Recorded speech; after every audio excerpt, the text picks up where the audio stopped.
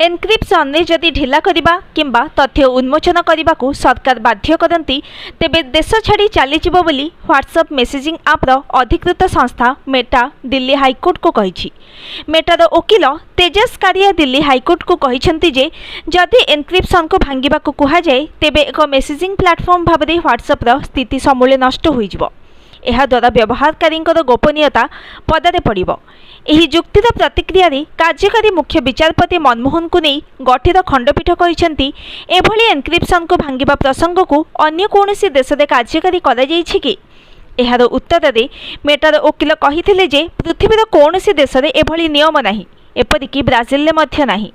सेमाने समस्त मेसेजर श्रृंखल को गुप्त सांकेतिक भाषा रे संरक्षित रखिथांती एवं केउ मेसेजर गुप्त सांकेतिक भाषार विन्यास कराजिबो ताहा सेमाने जानि पारंती नाही।